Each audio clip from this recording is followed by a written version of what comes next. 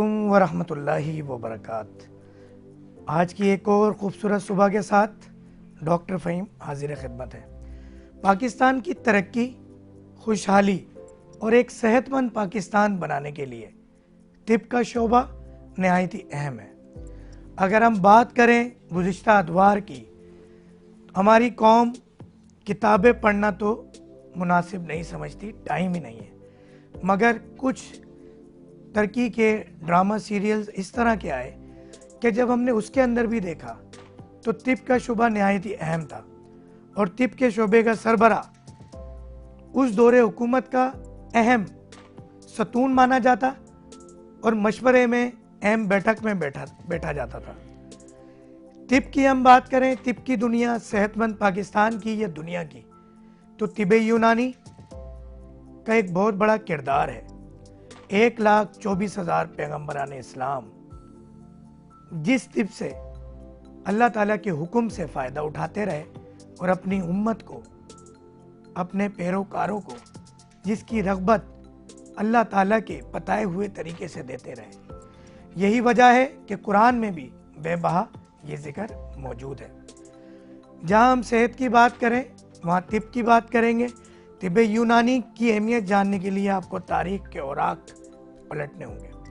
आज इसी हवाले से हमारे प्रोग्राम में, स्टूडियो में मौजूद है हमारे साथ नेशनल काउंसिल फॉर तिब के सदर मोहतरम मोहम्मद अहमद सलीमी साहब, जो कि इस्लामाबाद से खुसूसी तौर पर हमारे कराची स्टूडियो तशरीफ़ लाए। साथ ही मौजूद है हमारे पास प्रोफेसर डॉक्टर आसिफ इकबाल साहब, और आपका तारुफ भी बहुत ही एक बड़ा है, कदावर तारुफ है कि आप ईस्टर्न मेडिसन और मेडिसन फैकल्टी के हवाले से ख़ास तौर पे हमदर्द यूनिवर्सिटी के चेयरमैन हैं, यानी पूरे एक मेडिसन को, तिब यूनानी के हमदर्द यूनिवर्सिटी के मेडिसन के पूरे एक डिपार्टमेंट को लीड करते हैं। उनके साथ हमारे साथ एक और बहुत ही मारूफ और मशहूर व मारूफ शख्सियत, और ये एक इतना बड़ा नाम तिब यूनानी को सोशल मीडिया पर लाना और लोगों को नुस्ख़ा जात से फ़वाइद पहुँचाना, ना सिर्फ पाकिस्तान, दुनिया भर में बहुत बड़े हम कहेंगे कि सोशल मीडिया के तिब यूनानी के टॉप 10 रैंकिंग के अंदर अगर कोई नाम आता है तो वो हमारे साथ मौजूद हैं हकीम इब्राहिम हर्बली साहब। तो मैं आपको भी वेलकम करूँगा।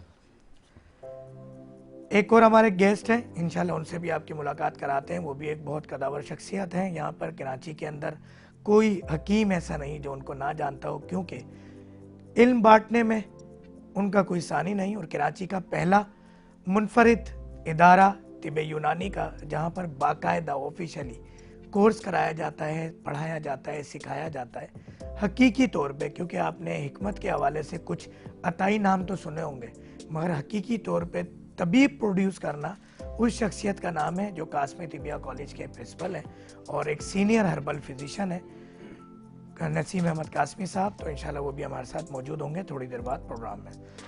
तो सबसे पहले हम आते हैं मोहम्मद अहमद सलीमी साहब के पास। अस्सलाम वालेकुम वरहमतुल्लाहि। वालेकुम अस्सलाम वरहमतुल्लाह। बहुत शुक्रिया। कैसे हैं आप? जी अल्हम्दुलिल्लाह। सर, सफ़र कैसा गुजरा आपका? जी अल्हम्दुलिल्लाह। सफ़र तो सफ़र ही होता है, और सफ़र में बंदा सफ़र करता है, और बाकी सफ़र वसीला ज़फ़र भी हुआ करता है। आपके चेहरे पे थकान ज़्यादा महसूस नहीं हो रही, मगर जो आपका स्केड्यूल मेरे पास है, जिस स्केड्यूल के तहत कल आपकी मसरूफियत रही, रात रही, सुबह बाहर ट्रैवल करना, आते ही ज़ियाउद्दीन यूनिवर्सिटी में मीटिंग करना, उसके बाद फिर एक और वुमेन जिना यूनिवर्सिटी जो है वहाँ पर मीटिंग करना, तो ये क्या, कौन सा आप कुश्ता या कौन सी जड़ी बूटी या कौन सी दवा खाते हैं, कुछ बताएंगे हमारे नाज़रीन? बहुत शुक्रिया।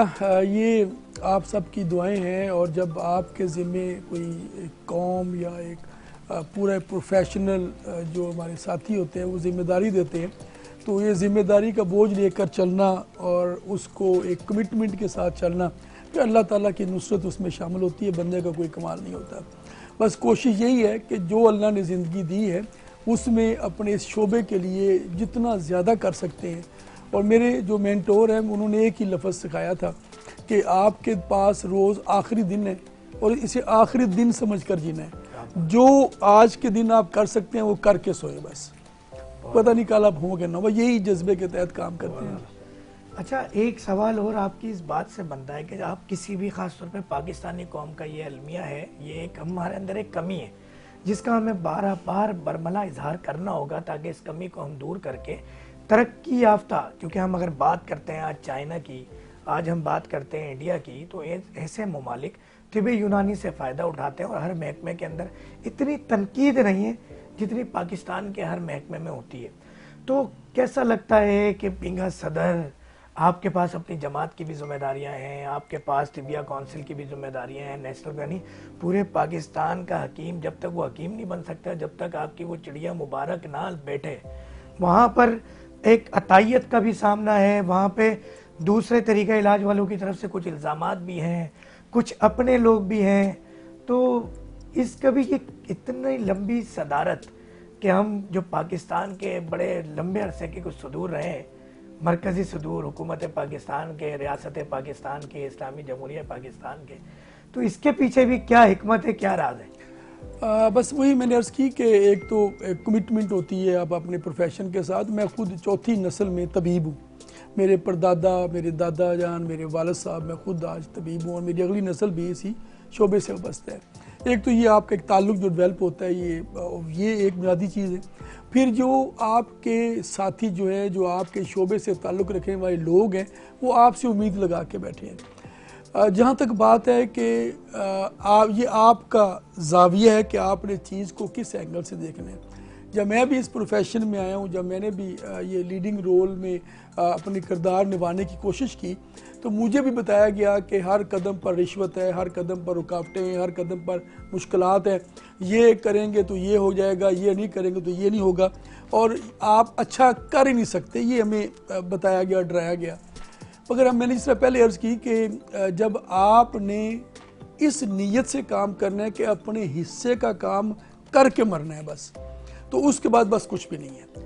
میں اپنے حصے کا کام کرنا چاہ رہا ہوں، جو اللہ نے مجھ سے کام لینا ہے، جو میرے ذمہ کام ہے، وہ ہم کریں گے، اور انشاءاللہ مجھے نہیں لگتا، میں نے آج تک مجھے یہ تقریباً 9 سال ہو گئے ہیں نیشنل کونسل فار طب میں، بہت ساری مشکلات آئیں، بڑے معاملات آئے، بیوروکریسی ہر لیول پہ۔ جس چیز کو بھی شروع کیا اس کو مکمل کیا الحمدللہ، اور آگے بڑھایا، اور نئی چیزیں شروع کی، بہت ساری چیزیں، موقع ملا تو آپ سے بات بھی کریں گے۔ تو رکاوٹیں ہوتی ہیں، اور میرا یہ ماننا ہے وہ فن، وہ قوم، وہ ملک ترقی کرتا ہے جو مشکلات سے لڑنا جانتا ہو۔ جو آسائش پسند ہو، آسانی پسند ہو، وہ کچھ بھی نہیں کر سکتا۔ مشکلات ہیں، اسی میں ترقی ہے۔ بہت ہی زبردست۔ اصل میں وقت مختصر ہیں، مہمان 4 ہیں الحمدللہ، اور آپ چاروں ہی قداور شخصیات ہیں۔ میں آؤں گا ڈاکٹر آصف اقبال صاحب، ایک بڑا نام طب یونانی کا۔ آصف اقبال صاحب، ایسٹرن میڈیسن جہاں تک میں سمجھتا ہوں، یہ ہماری مختلف اداروں میں بات ہو رہی ہوتی ہے، حکومت سے بات ہو رہی ہوتی ہے، ہومیوپیتھک ڈاکٹر سے بات ہو رہی تھی، ایون کہ ہم اگر دوسرے طریقہ علاج کے لوگوں سے بھی بات کریں تو ایسٹرن میڈیسن کو لوگ ابھی جانتے نہیں ہیں۔ یعنی ایسا لگتا ہے کہ یار کوئی MBBS ٹائپ کی کوئی بات ہو گئی ہے، بڑی مشکل بات ہو گئی ہے، یہ علم حاصل کرنے کے لیے بھی لوگ ڈرتے ہیں، تھوڑا سا گھبراتے ہیں۔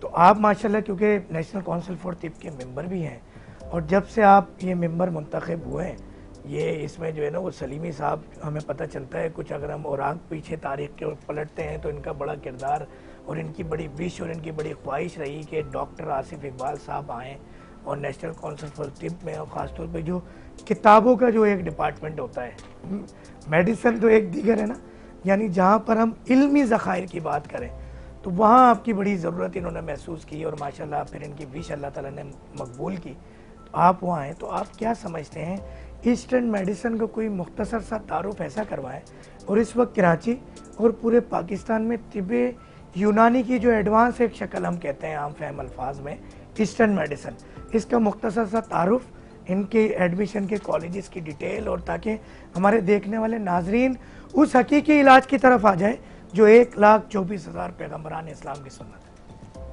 جی بہت شکریہ فہیم، بہت اہم سوال آپ نے کیا۔ ہمارے سلیبس میں جو 4 سالہ سلیبس ہے طب کا، جو ایسوسیٹ ڈگری ہے اور ایک 5 سال کا سلیبس، اس میں پہلے سال میں ایک پہلا اہم سبجیکٹ پڑھا جاتا ہے جس کو ہسٹری آف میڈیسن کہا جاتا ہے۔ اس کا خلاصہ یہ ہے کہ مسلمان اطباء صحابہ اکرام کے زمانے کے بعد جب فتوحات شروع ہوئی ہیں اور پوری دنیا میں جب انہوں نے ٹریول کیا ہے تو ان کی ایک اچھی عادت یہ تھی کہ وہ جس علاقے میں گئے اس علاقے کی طب کو پڑھا، اس کو سمجھا، اس کو اپلائی کیا، جو چیز ان کے تجربے میں ثابت ہوئی وہ انہوں نے لکھ دی. یعنی وہ اچھے آبزرور تھے اور بڑے نیوٹرل تھے.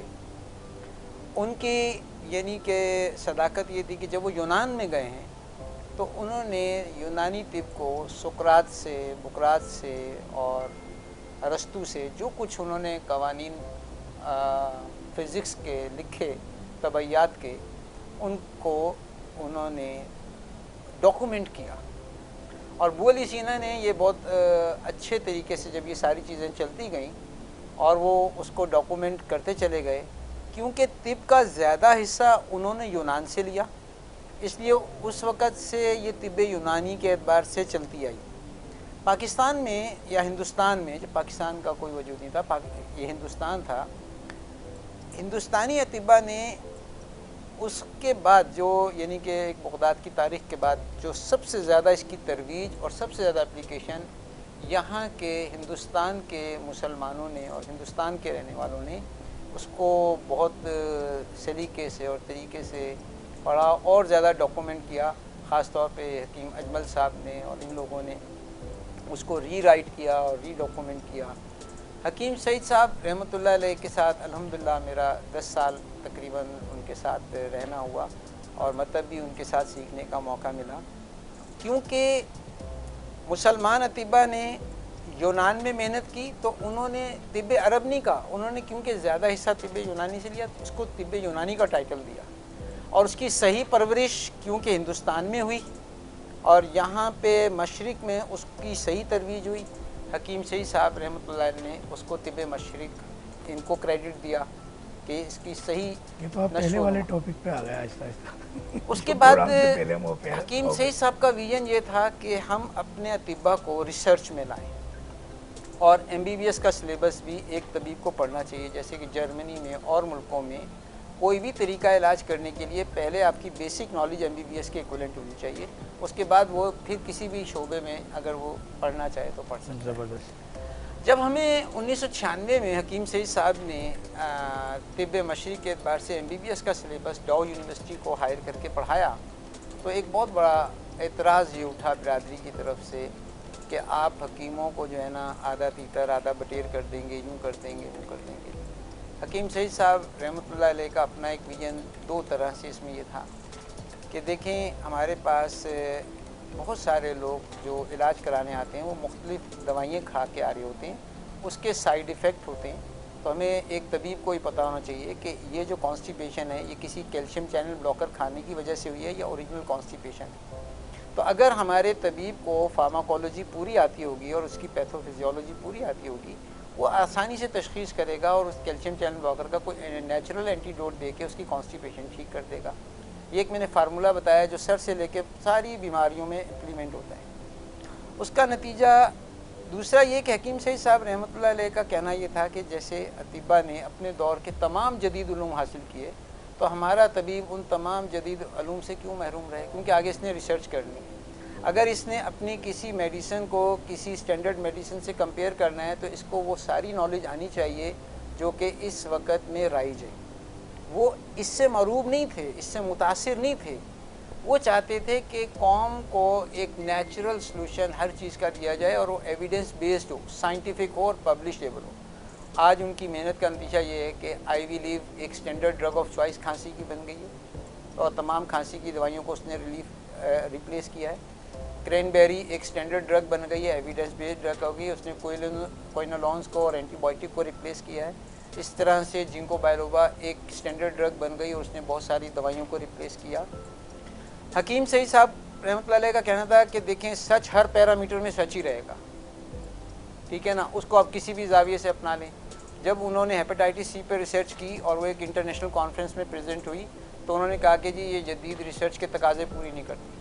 حکیم سعید صاحب نے میری ڈیوٹی لگائی کہ تم اس ڈیٹا کو کمپائل کرو اپنی زندگی میں. اس کے بعد محترم حکیم عبدالحنان صاحب نے مجھے اسی ٹاپک پہ ایم فل کروایا، PhD کروایا اور میں نے الحمدللہ دنیا میں 34 ملک 34 جگہ پر اس کو پریزنٹ کیا اپنی اس ریسرچ کو. اور میں نے شروع سے ہی پریکٹس اپنے مختلف ہاسپٹلز میں کراچی کے جتنے بڑے ہاسپٹلز ہیں وہاں پر اپنی اس ریسرچ کو ریپروڈیوس کیا ان کے کہنے پر. اور بڑی بڑی کانفرنسز میں پاکستان سوسائٹی آف گیسٹرنٹرولوجی میں ہم نے جب یہ ریسرچ پریزنٹ کی تو ان کا کہنے کا مقصد یہ تھا کہ جب اس سے کروڑوں لوگ فائدہ اٹھا رہے ہیں اور دنیا اس سے فائدہ اٹھا رہی ہے تو اس کو ایویڈنس بیس کرنا. اور اس وجہ سے انہوں نے اسے طب مشرق کا نام دیا کیونکہ یہ سارا کریڈٹ ہمارے ابھی ہم مشرق کے طب لوگوں کو. مشرق کی اصطلاح تو پھر ایک یہ بھی ایک لمبی ڈیٹیل ہے, اس کی بھی ایک تاریخ ہے اور ہم اس میں مزید جاتے ہیں.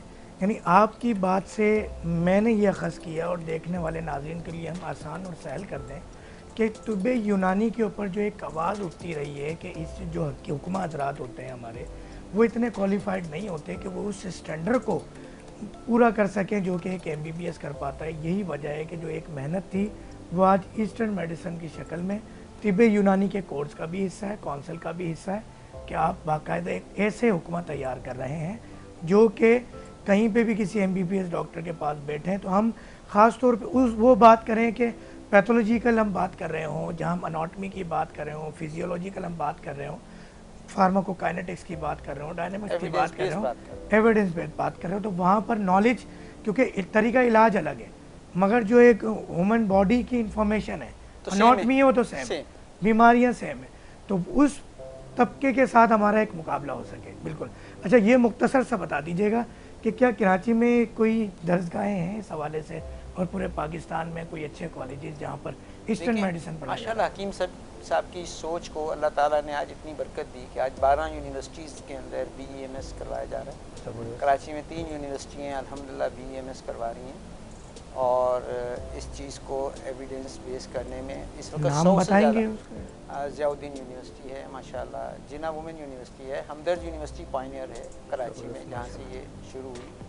اور اس کے علاوہ کوئی نام پاکستان بھر کے؟ اسلامیہ یونیورسٹی بہاولپور ہے, جامشورو یونیورسٹی سندھ ہے, اس کے ساتھ آپ کے سپیریئر یونیورسٹی لاہور ہے, کرشی یونیورسٹی لاہور ہے, راولا کوٹ کشمیر میں ماشاءاللہ, فیصل آباد GC یونیورسٹی میں. کوالیفیکیشن اس کے لیے کیا ریکوائرڈ ہوتی ہے ایڈمیشن کے لیے؟ FSc پری میڈیکل جو کہ ایک میڈیکل کے لیے جو کوالیفیکیشن ہے وہی ایلیجیبلٹی سیم ہے. BEMS کا جو bachelor of eastern medicine, bachelor of eastern medicine and surgery. بہت ماشاءاللہ بڑی انفارمیٹک بات. دیکھیں پاکستان کی ترقی اور خوشحالی کی راہ میں جو ہم اس سیگمنٹ کو لے کے بیٹھتے ہیں, ہر ہفتہ اتوار کو آپ کے پاس آتے ہیں, تو انشاءاللہ ایسے نایاب ہیرے اور ایسے نایاب لوگوں سے آپ کی ملاقات ہوگی جو آپ کو پاکستان کا وہ پازیٹیو رخ بتائیں گے کہ پاکستان کے ایسے ایسے لوگ بھی ہیں, قابل شخصیت ہے جو پاکستان کی ترقی اور ترقی کے لیے ضروری ہے صحت, اور صحت بھی اوریجنل آرٹیفیشل نہیں, کیا کردار ادا کر رہے ہیں. ایک اور مہمان ہمارے ساتھ موجود ہیں. جی جی آپ نے اسکوپ کے بارے میں پوچھا, میرے 100 سے زیادہ الحمدللہ MPhil PhD اسٹوڈنٹ ہیں. میرے اسٹوڈنٹ PhD کر کے ہارورڈ یونیورسٹی میں پڑھا رہے ہیں, چائنا کی 10 یونیورسٹیز میں پڑھا رہے ہیں, جاپان میں میرے 23 اسٹوڈنٹ ماشاءاللہ سرو کر رہے ہیں, سعودی عرب میں اور بہت سارے ملکوں میں اچھے یعنی کہ اسٹیٹس کے ساتھ وہ ریسرچ بھی کر رہے ہیں, وہاں پڑھا بھی رہے ہیں. ہم نے 20 سال پہلے کیپ ٹاؤن ساؤتھ افریقہ میں الحمدللہ 4 یونیورسٹیوں میں یہی ایسٹرن میڈیسن وہاں سٹارٹ کی, اور اس میں بھی سارا ہمدرد یونیورسٹی کی فیکلٹی وہاں پڑھانے گئی الحمدللہ. ڈاکٹر صاحب اگر ہم یہ دیکھیں کہ 26 کروڑ کی آبادی والے ملک میں یہ جو ہم 4 5 8 10 15 20 لوگوں کا نام لے رہے ہیں, تو میں تو اس سے مطمئن نہیں ہوں. تو ہم یہ اس پروگرام کے توسط سے میں یہی چاہتے ہیں, ہماری خواہش ہے کہ جو حقیقی طریقہ علاج ہے اس میں آپ اس لیول پہ آئے نا, آپ اس لیول پہ آ کے اسٹڈیز لیں اور آپ دیکھیں دنیا بھر میں آپ جا کے پاکستان کا نام روشن کر سکتے ہیں. ایک پازیٹیو چہرہ. آج وہ وقت کہ جب پاکستانی سٹیزنز پہ پابندیاں لگ رہی ہیں, ویزے کی پابندی لگ رہی ہے, اسٹوڈنٹ ویزے پہ بھی پابندی لگ رہی ہے, ورک ویزے پہ بھی پابندی لگ رہی ہے, وزٹ ویزے پہ بھی پابندی لگ رہی ہے, حالات تو یہاں تک آن پہنچے کہ آج حج عمرے کے لیے بھی مسائل, کہ وہ ملک جہاں سب سے زیادہ عمرے کے زائرین پہنچا کرتے تھے سعودیہ, حج کے زائرین پہنچا کرتے تھے. تو ہم یہ مثبت چہرہ پاکستان کا پوری دنیا کو دکھائیں, پاکستانیوں کا دکھائیں, اور ہم کیا کیا کر سکتے ہیں. طب کی فیلڈ کے حوالے سے ایسٹرن میڈیسن کی طرف لوگوں کو آنا چاہیے, اور اللہ کرے کہ ایک دن ہم یہاں بیٹھ کے پروگرام کریں, اور یہ پروگرام کا سلسلہ جاری رہے گا انشاءاللہ. طب کے حوالے سے آپ کو ہم بار بار خدمت کا ہم آپ کو تکلیف دیں گے, خدمت کیا کہ آپ آئیں کچھ یہاں بھی بتائیں تاکہ لوگ اس طرح مائل ہوں. تو بس 12 یونیورسٹیوں میں شروع ہو چکا کام, اور آپ کی نالج کے لیے آپ کے پروگرام کی وساطت سے 150 کے قریب پی ایچ ڈی ہیں جو صرف ہماری ایسٹرن میڈیسن میں اس وقت 100 سے زیادہ ایم فل اس وقت جو لوگ ہیں، اور اس پہ اب ریسرچ پیپرز بھی آ رہے ہیں پاکستان کے اوپر، اور بعض ریسرچ پیپرز تو ایسے ہیں جو انٹرنیشنل جرنلز میں پرنٹ ہوئے ہیں، ان کا جو امپیکٹ فیکٹر ہے وہ بہت ہائی ہے۔ تو الحمدللہ، اور ایک صاحب نے کشتہ چاندی کی اینٹی مائکروبیل پراپرٹیز پہ کام کیا، جو کشتہ کہہ کے ڈراتے ہیں نا، اور وہ امریکہ کے جرنل میں پرنٹ ہوا ہے، اور وہ فرسٹ آیا ہے۔ ٹھیک ہے، تو یہ اب بہت آگے مثبت چہرہ یقیناً پاکستان کا، اور پاکستان میں محنت کرنے والے اس طرح کے ویر ہیں۔ اچھا، ایک اور مہمان جو ہمارے پاس اس وقت موجود ہیں، اور یقیناً کسی تعارف کے محتاج نہیں ہیں، حکیم حافظ ابراہیم صاحب۔ ہم جو ڈاکٹر صاحب طب یونانی کو جو ریپرزینٹ کرتے ہیں، طب یونانی کی ایک اور شاخ کہہ لیں یا تنا کہہ لیں، اور زیادہ تو وہ پھر وہی بتا سکیں گے، قانون مفرد اعضاء۔ قانون مفرد اعضاء کے حوالے سے اب تک آفیشلی کسی نیشنل نیوز چینل پہ کسی بڑے پروگرام میں یہ بات اب تک نہیں ہو سکی، تو آج ہم نے ڈاکٹر صاحب کو، حکیم صاحب کو موقع دیا کہ ان کی خواہش، یا قانون مفرد اعضاء کا علاج کرنے والے مختلف طبیب کی خواہش ہے کہ طب یونانی کے چھتر چھایا میں، شلٹر میں، جس طرح ہم بات کرتے ہیں ایسٹرن میڈیسن کی، تو اس طب کو مزید ماڈریٹ کر کے، جدید کر کے، بہتر سے بہتر کر کے کس طرح شامل کیا جا سکتا ہے، اور معالجین کے لیے آسانی پیدا کی جا سکتی ہے، اور مریضوں کے لیے بہتر سے بہتر صحت کے مواقع فراہم کیے جا سکیں تاکہ پاکستان ترقی کر سکے۔ جی حافظ ابراہیم صاحب۔ السلام علیکم، جزاک اللہ خیرن کثیرا۔ قانون مفرد اعضاء کے لیے میں عرض کروں کہ قانون مفرد اعضاء طب ہی ہے، ہربل ہے، یونانی سے ریلیٹڈ ہے، طب یونانی سے ریلیٹڈ ہے، لیکن طب یونانی ایک بڑا نام ہے، کیونکہ اس نام پر، اس پلیٹ فارم پر محنت کی گئی، مضبوط طریقے سے کی گئی اور مربوط طریقے سے کی گئی، لہٰذا نام جو ہے فرنٹ پہ آئے گا طب یونانی کا۔ لیکن بیسک سے اگر چلیں تو سب سے پہلے آپ کے پاس طب نبوی ہے، اور اس کے بعد طب اہل بیت ہے، طب معصومین ہے، اور اس کے بعد جناب علی برابر میں دیکھ لیں تو ہربل آیورویدا کے نام سے ہے، اور ان سب طب کی حقیقت سے، اہمیت سے، ان کی مسلمہ حیثیت سے کوئی انکار نہیں ہے، سب طب ہیں، سب حق پر ہیں۔ قانون مفرد اعضاء کیا چیز ہے؟ اس کے لیے حضرت صابر ملتانی رحمہ اللہ تعالیٰ نے جب تمام طبوں کا مطالعہ کیا تو ان کو ایک آسان ترین قاعدہ بنا کر قوم کو دینے کی کوشش کی۔ وہ جو آسان ترین قاعدہ ہے کہ جس سے فوری طور پر آپ کو اپنی دی ہوئی دوا کا یا مریض کے موجودہ مرض کا مزاج کا تعین کرنے میں اور فوری طور پر اس کا اینٹی ڈاٹ بنا کر دینے میں آسانی ہو جائے، تو انہوں نے طب کو آسان کیا، ایک بنیادی قاعدہ آپ کو پرووائڈ کر دیا کہ یہ آسان ہے۔ جس طرح آپ انگریزی پڑھیں گے، اگر گرامر نہیں پڑھیں گے تو بہت ٹائم لگ جائے گا، اس طرح گنتی سیکھیں گے، ٹیبل نہیں سیکھیں گے تو بہت ٹائم لگ جائے گا، تو وہ ٹائم بچانے کی طبی دنیا میں ایک کوشش ہے جس کو قانون مفرد اعضاء کہتے ہیں۔ اب قانون مفرد اعضاء بہت آسانی سے فیصلہ کرتا ہے کہ پیشنٹ آپ کا یہاں نہ ہو، پیشنٹ کینیڈا میں بیٹھا ہو، وہ بولے جی مجھے یہ تکلیف ہے، قانون مفرد اعضاء والا یا تو اس کی آواز سے، اب آواز بلغمی ہے یا عضلاتی ہے یا غدی ہے، کیونکہ قانون مفرد اعضاء 3 چیزوں پر چلتا ہے، اعصاب نیورولوجی پر، عضلات مسکولر یونٹ پر، اور جناب علی غدود جس کو آپ گلینڈ سسٹم کہتے ہیں، یا 3 زہروں کا نام لے لیجئے، ٹھیک ہے نا، آتش کی زہر کہہ لیجئے، پائل ٹاکسن کہہ لیجئے، اور گلینڈ سسٹم میں آتش سوزا کی زہر کہہ لیجئے، تو یہ اپنے زہروں پر یا اپنے مزاج پہ کام کرتا ہے، تو یہ فیصلہ کرنے میں آپ کا ٹائم بچا دیتا ہے کہ آپ فیصلہ بروقت کر سکیں کہ مریض کی یہ کیفیت جو ہے اس مزاج سے آ رہی ہے، میں اس کا اینٹی ڈاٹ کیا دے دوں، کیونکہ اصولی طور پر اگر اعصاب میں تحریک ہے اور آپ نے عضلات میں ذرا سی تحریک دے دی تو یہاں تحلیل آ جائے گی۔ عضلات میں تحریک ہے، آپ نے جناب علی غدود میں تحریک دے دی تو فوراً یہاں پہ تحلیل آ جائے گی، ٹھیک ہے، اور اگر اعصاب میں تحریک ہے، غدود میں تحریک دے دی تو یہاں پہ تسکین آ جائے گی۔ تو یہ علاج کا قانون اس کا بڑا آسان ہے، قانون آسان ہے۔ اس کی چھوٹی سی مثال لے لیجیے، مثالیں میں اس کی بہت ساری دے سکتا ہوں قانون مفرد اعضاء کی، قرآن کے سب اعتبار سے بھی، حدیث کے اعتبار سے بھی۔ ایک چھوٹی سی مثال لے لیجیے، ایک جناب نبی اکرم صلی اللہ علیہ وسلم کے چاہنے والے تشریف لائے کہ سرکار یہ مصیبت ہے، گھر میں یہ پریشانی ہے، تو نبی اکرم صلی اللہ علیہ وسلم نے کیا فرمایا کہ بھئی 2 رکعت وضو کرو، 2 رکعت نماز پڑھو۔ اب انہوں نے وضو کیا، 2 رکعت نماز پڑھی، کیا ہو گیا؟ تحریک، اس کے بعد جب پڑھ لی تو ان کو تسکین ہو گئی کہ میں اس مسئلے کے لیے نبی اکرم صلی اللہ علیہ وسلم جیسی ہستی کے پاس آیا اور نبی اکرم صلی اللہ علیہ وسلم نے جو ایک نسخہ بتایا کہ وضو کر کے 2 رکعت نماز پڑھ لو، میں نے پڑھ لی. تو وہ گھر گئے تو ان کی پریشانی تحلیل ہو گئی. ٹھیک ہے، تحریک، تسکین، تحلیل، یہ 3 پوائنٹ اگر ہم اس سے کیا ہوگا کہ مریض کو سمجھنا آسان ہو جائے گا، اینٹی ڈاٹ کرنا آسان ہو جائے گا. اس نے کوئی غلط چیز کھا لی، ٹھیک ہے نا، یہ ایمرجنسی میں اس نے فون کیا کہ میرے ساتھ یہ ہو گیا، مجھے فلانی چیز نے کاٹ لیا، تو آپ نے فوری طور پر اس کے زہر کے اعتبار سے فوراً اینٹی ڈاٹ بتایا کہ بھی گھر بیٹھے یہ کر لو. مریض کو آنا نہیں پڑے گا، وہ گھر بیٹھے بھی مینج ہو جائے گا. کیونکہ بقول حکیم سعید رحمۃ اللہ علیہ صاحب کے، شہید پاکستان رحمۃ اللہ علیہ کے بقول کہ آپ کا اصل جو مطب ہے وہ آپ کا کچن، آپ کا باورچی خانہ ہے. تو قانون مفرد اعضا چونکہ مزاج پہ زیادہ محنت کرتا ہے، اور اس لیے ایک تو یہ طب کے ہر شعبے کو آسان کر دیتا ہے، اور دوسرا یہ کہ اس کا فیصلہ بہت تیز اور مؤثر ہو جاتا ہے. اچھا، اس حوالے سے حکیم صاحب یہ دیکھنے میں آیا ہے کہ دیکھیں اس پہ ایک بڑی ریسرچ کی ضرورت ہے. جس طرح ایسٹرن میڈیسن پہ حکیم سعید صاحب کا بھی کام ہے، جس طرح ڈاکٹر آصف اقبال صاحب بتا رہے تھے، تو اس پہ ایک ریسرچ کر کے قانونی طور پر طب کے حوالے سے، طب یونانی کے قانون کے اعتبار سے یہ کرنا چاہیے کہ اس پہ ایک ریسرچ ہو چیزیں، اور یہ ایک طب کے یونانی کا آفیشلی حصہ بن جائے. مگر یہ دیکھنے میں آئی، ہم بریک پہ، کیونکہ بریک پہ جانے کے حوالے سے بات ہوئی ہے، تو مجھے بس ایک آپ سے بولڈ سا اور ٹو دا پوائنٹ اسٹیٹمنٹ چاہیے ہوگا کہ قانون مفرد اعضا کے نام پر کتابوں کو تھوڑا سا پڑھ کے یا یوٹیوب کو، ٹک ٹاک کو دیکھ کے ہر بندہ حکیم بن کے بیٹھا ہے.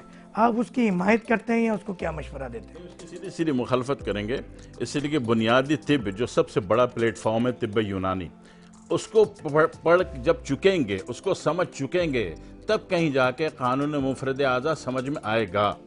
اگر جو مین بڑے پلیٹ فارم کو اگر بائی پاس کر کے آپ سوچیں جی میں قانون مفرد اعضا کی چند کتابیں سمجھ کے، اعصابی غدے عضلاتی سمجھ کے میں کھیلنا شروع کر دوں تو پھر یہ مسئلہ ہو جائے گا. بہت زبردست بات کے ساتھ ہوتا یہ ہے کہ دیکھیں علاج سب الگ الگ ہیں، مگر اناٹمی، فیزیولوجی، پیتھولوجی، کیمسٹری چیزیں پڑھنا ضروری ہیں. اور یہ ان کا یہ ایک میسیج ہے جو آپ تک پہنچا ہے. اور کیونکہ ہم چاہتے ہیں ترقی یافتہ خوشحال پاکستان صحت مند زندگی کے ساتھ، پھر ملتے ہیں تھوڑی دیر میں، کہیں جائیے گا نہیں. Brunch time with doctor Fahim, break کے بعد واپس ملتے ہیں انشاءاللہ.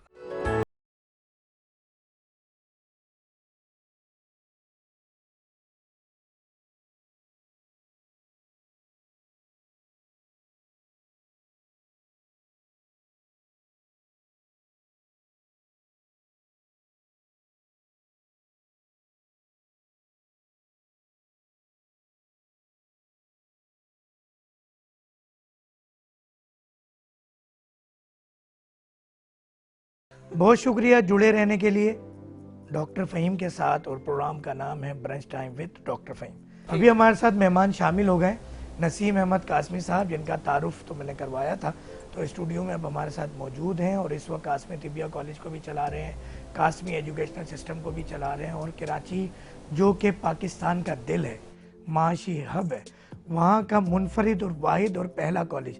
اچھا، واحد کے بعد تو اب اطنین ایک اور ہو گیا ہے، یعنی دوسرا کالج بھی ہو گیا، مگر پہلا اور منفرد کالج قاسمی طبیہ کالج کے نام سے چلا رہے ہیں. اور اب تک کراچی سے جتنے طبیب اوریجنل فارغ التحصیل ہیں وہ سب قاسمی صاحب کے ہاتھ سے ہیں. مختصر وقت ہے، تھوڑا سا یہ بتائیے گا کہ آپ کو کیا ہرڈلز آئیں، آگے آپ کیا سہولیات کونسل طب سے چاہتے ہیں، یا حکومت پاکستان سے چاہتے ہیں، یا بلدیاتی اداروں سے، حکومت وقت سے، صوبائی حکومت سے، اور طب کی طرف کیوں رجحان نہیں ہے اسٹوڈنٹس کا اور لوگوں کا، کیا وجہ ہے؟ بہت شکریہ جناب آپ کے پروگرام میں آنے کا. بات یہ ہے کہ آپ نے کا جو سوال ہے کہ کونسل سے کیا چاہتے ہیں، کونسل تو بہت کچھ دے رہی ہے. کونسل جدوجہد کر رہی ہے. جب یہ ڈپلومہ کالجز تھے ان کو امپروو کیا ہے انہوں نے، اور اب باقاعدہ شروع کے جو 2 سال ہیں، فرسٹ ایئر سیکنڈ ایئر، وہ ہمارے انٹرمیڈیٹ ان طب یونانی کا کورس ہو رہا ہے باقاعدہ، اور فیڈرل بورڈ نے اس کو رجسٹرڈ کر دیا ہے. 3 کالجز ہمارے جو اس وقت کرا رہے ہیں پاکستان میں، چوتھا ہمارا بھی الحمدللہ رجسٹریشن ہو گئی ہے. انشاءاللہ اب نیکسٹ ایئر میں باقاعدہ ایڈمیشنز بھی اسی کے ہوں گے، اور ان کا ایگزام بھی وہیں سے ہوگا. تو یہ کونسل تو خیر اپنا کام بہت زیادہ کر رہی ہے، اور ہم ان کو بہت شکر گزار ہیں اپنے سلیمی صاحب کے، کہ پوری جدوجہد ان کی کونسل اس وقت کر رہی ہے ان کی قیادت میں. اور اگلے 2 سال بھی ہمارے انشاءاللہ اب یونیورسٹیز کے ساتھ اب ہماری میٹنگز ہوں گی. آج بھی ہم نے ایک میٹنگ کی ہے तो वहाँ पर भी बात हुई है कि जी वो अपने बोर्ड ऑफ स्टडीज़ से इसको मंजूर कराएं। तो अगले 2 साल जो है हमारे 3rd ईयर और 4th ईयर वो ग्रेजुएशन पे हो जाए। जब वो ग्रेजुएशन पे हो जाएंगे तो उसके बाद वो मास्टर प्रोग्राम में एलिजिबल हो जाएंगे। 3rd year 4th year 5th year पढ़ के तो फिर वो BMS भी फारिग तहसील हो जाएंगे। उसके बाद MPhil PhD पे जा सकते हैं। तो अल्हम्दुलिल्लाह कौंसल तो अपना काम कर रही है और हम कौंसल के लिए हम जो जद्दोजहद करना चाहते हैं वो इस वक्त जो इस वक्त गवर्नमेंट जो नया मर्जर के नाम पर कर रही है एक छोटी सी बात के लिए कि जनाब बहुत बड़ा बजट है, इन पर खर्च होता है, उसको मैं वजाहत कर दूं आपके चैनल से कि ऐसा कुछ नहीं है। 11 लाख रुपए पूरे साल के हमारी कौंसल को दिए जाते हैं, जो 1 लाख रुपए महीना भी नहीं बनता। अगर वो 11 लाख रुपए गवर्नमेंट को बोझ हैं तो वो 11 लाख भी ना दे, लेकिन इसको बंद ना करें। ये एक्ट ऑफ पार्लियामेंट है और एक्ट ऑफ पार्लियामेंट को इतनी जल्दी और एक जुम्बिश में ख़त्म नहीं किया जा सकता। उसके लिए हम जद्दोजहद कर रहे हैं और हम गुजारिश करेंगे कि हुकूमत वक्त जो है वो ब्यूरोक्रेसी की बातों में ना आए।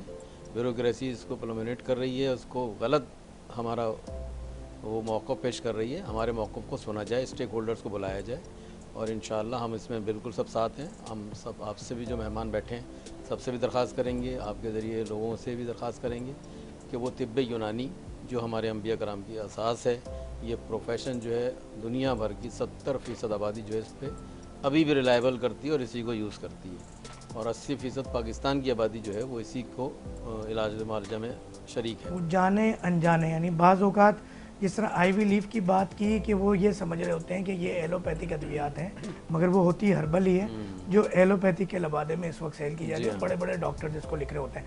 अच्छा, एक सवाल, जब हम हुकूमती इदारों से बात कर रहे होते हैं तो सवाल ये आता है कि कौंसिल को प्रॉफिट बहुत ज़्यादा होता है मगर वो हुकूमत के ख़जाने में जमा नहीं कराते। तो हम चाहते हैं कि ये हुकूमत, तो इस हवाले से क्या कहें माशी तौर पे तिबिया कौंसिल, क्योंकि आप भी मेंबर भी रहे हैं और बहुत सारे मामलात करते रहे, तो थोड़ा सा मुख्तसर सब आपने बात छेड़ ही दी है क्योंकि सवाल तो था वैसे हमारे सलीमी मैं साहब इसकी से। वजाहत कर देता हूँ, सलीमी साहब की इजाज़त है कि बात यह है कि लोग इसको परसेप्शन को उसको हमारे यहाँ गलत समझ रहे हैं। एक तो आमदनी कौन सी है, गवर्नमेंट देती है कोई पैसा बजट में? गवर्नमेंट तो कोई बजट नहीं देती।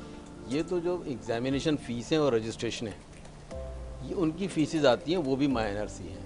इससे ज़्यादा तो आपके प्राइवेट स्कूल ले लेते हैं, जितनी ये हम पूरे 4 साल की 5 साल की फ़ीसें लेते हैं। 2,500 रुपये में आपको 4 साल की रजिस्ट्रेशन दे रहे हैं, क्या बहुत ज़्यादा फ़ीस है? कितने अतिब्बा हैं? 50,000 होंगे रजिस्टर्ड इस वक्त जो एग्जिस्ट कर रहे हैं। रजिस्टर्ड तो वैसे तो 1 लाख से ऊपर हैं जो पुराने, लेकिन जो हम जिनको कहेंगे ना, जो इस वक्त वोटर की हैसियत से हम जिनको गिनते हैं, जिनकी रनिंग होती है, वो भी 4 साल में आती है। तो 4 साल की फ़ीसों में ये पैसे कितने बनते हैं? तो ये परसेप्शन बिल्कुल गलत है, लेकिन हम फिर भी उसको लिमिटेशन करते हैं। अपना स्टाफ नहीं बढ़ाते कौंसल वाले कि नहीं भाई हम कहाँ से बढ़ाएं, इसी बजट में हमें करना है, जितनी जमा हुई है उसी में हमने अपनी चादर के हिसाब से अखराजात करने। उसमें मीटिंग्स भी होनी है, मीटिंग्स भी हम डिले करते हैं कि जी बजट अभी नहीं है, जबकि उसको हर 4 माह के बाद हमें करनी होती हैं। बाज़ दफ़ा तो ये भी तो लास्ट मीटिंग हुई है, पूरा एक हमने टर्नओवर निकाला कि चलें जी हम गैप करें, बजट नहीं था। और फिर भी बहुत से तो हम मीटिंग्स तो हमारी कौंसल करते हैं, हमारे सदर साहब बेचारे बचाने की कोशिश में लगे हुए हैं कि पैसा किसी तरह बचाएं कि हम अपना तिब्ब कॉम्प्लेक्स बना लें। हम उसके भी इंतज़ार में बैठे हुए हैं, जिसमें प्राइवेट डोनर्स ने भी हमसे कहा है कि आप उसको ले लें तो हम उसको बनवा देंगे। हम हुकूमत वक्त से भी मुतालबा किया है, अभी हमने वज़ीर सेहत से मिले थे, हम मुस्तफ़ा कमाल साहब से भी, उनसे भी गुजारिश की कि सिर्फ NOC देनी है। उन्होंने सिर्फ जगह हम उसको पे कर रहे हैं 5-6 साल से, हमने लीज़ पे ली हुई है NIH में, उस पर हमने तिब्ब कॉम्प्लेक्स बनाना है, उसके लिए वो भी हम भी फंड के लिए तैयार हैं। तो इस परसेप्शन को निकालें। सर, अगर हम इस प्लेटफॉर्म से हुकूमत वक्त से या मुस्तफ़ा कमाल के साथ भी इंशाल्लाह प्रोग्राम हमारा है इन फ्यूचर प्लान, अगर आपका ये मुतालबा रखते हैं, उससे हुकूमत पाकिस्तान को क्या फ़ायदा होगा?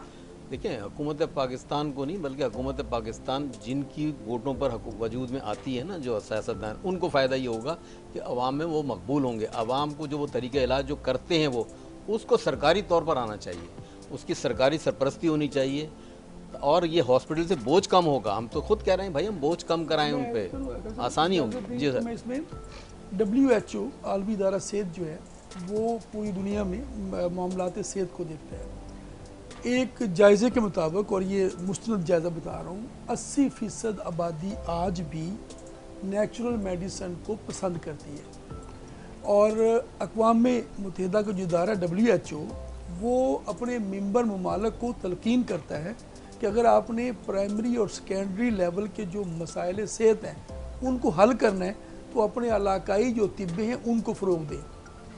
ایک تو یہ फ़ायदा है। दूसरा ये है मुआशी तौर पर ये जो हमारा तरीका इलाज है, इसकी जो अद्वियात हैं ये मकामी हैं, इसके लिए आपको बाहर से साल्ट इंपोर्ट नहीं करना पड़ता। जो एलोपैथिक तरीका इलाज में अद्वियात का 90% आपको दूसरे ममालिक को पैसे देने पड़ते हैं दवाइयाँ मंगवाने के लिए। जब किसी मुल्क से आपके हालात ख़राब हुए तो वो कीमती अद्वियात या वो जो लाइफ सेविंग ड्रग्स हैं वो आपको दस्तयाब ही नहीं होती हैं। तो उस मामले का हल भी इसमें है कि आप अपने मकामी तरीका इलाज को फ़रोग़ दें। और दुनिया के 13 ममालिक ऐसे हैं जिसमें चीन भी शामिल है, इंडिया भी शामिल है और दीगर ममालिक, जिसने अपने नेशनल हेल्थ सिस्टम का बुनियादी हिस्सा बना दिया है इस तरीका इलाज को। पाकिस्तान में भी रेजिस्टेंस है, क्योंकि मुस्तफ़ा कमाल साहब बड़े डायनामिक पर्सनैलिटी हैं, उन्होंने कराची के मेयर के हिसाब से काम किया हुआ है और अपने आप को प्रूव किया है। उनमें ये पोटेंशियल मौजूद है कि वो इस अहमियत को समझेंगे, पाकिस्तान को समझेंगे, पाकिस्तान के मुआशी मसाइल को समझेंगे और इंशाल्लाह इस सिस्टम को फ़रोग़ देंगे तो बहुत सारे और टू द पॉइंट एक क्वेश्चन, बड़ा चुभता हुआ क्वेश्चन, आखिरी सवाल, प्रोग्राम का वक्त हमारा ख़त्म हो चुका है तकरीबन। आप ही के लोगों का कहना है कि कौंसिल अगर हुकूमती सरपरस्ती में चले जाए तो ज़्यादा बेहतर है, उनके आपस की एक मामलात हैं, उन लोगों को क्या पैगाम देना चाहेंगे इस मौके पे, चाहे कानून मुफरिद आज़ा हो, चाहे होम्योपैथ हो या अतब्बा हो या हमारे तमाम हकीम हो, उन सबको एक करने के हवाले से।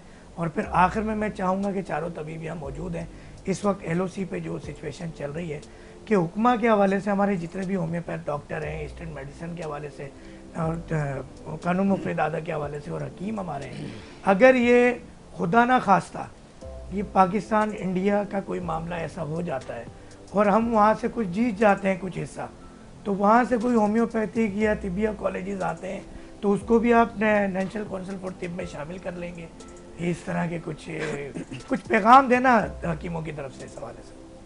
जी, ज़ाहिर है कि जब मुत्तहिदा हिंदुस्तान था तो उस वक्त हम ऑल इंडिया आयुर्वेदिक तिब्बी कॉन्फ्रेंस के नाम से एक एसोसिएशन थी, हम उसको बहाल करेंगे और सारे हिंदुस्तान और पाकिस्तान के अतिबा को एक प्लेटफॉर्म पर ले आएंगे और जो भी इदारे होंगे वो इंशाल्लाह नेशनल होंगे और हम मिलकर काम करेंगे और मुल्क और कौम की खिदमत के लिए मिलजुल कर काम करेंगे। भाई हमारे हुक्मा हजरात ने तैयारी पकड़ ली है कि अगर हमारे पास कुछ हिस्सा पड़ोसियों का आ जाता है तो इंशाल्लाह हम अपनी काउंसिल को वहाँ पर वसी पैमाने पे बढ़ाएंगे और जो पहले काम चलता था उस तरह से चलेगा। एक पाकिस्तान जिंदाबाद के नारे के साथ और पाक फौज जिंदाबाद के नारे से, पाकिस्तान जिंदाबाद, पाक फौज जिंदाबाद। अस्सलाम वालेकुम व रहमतुल्लाहि व बरकातहू। देखना नहीं भूलिएगा हर हफ्ते और इतवार की सुबह 10:05 पे press time with doctor Faheem.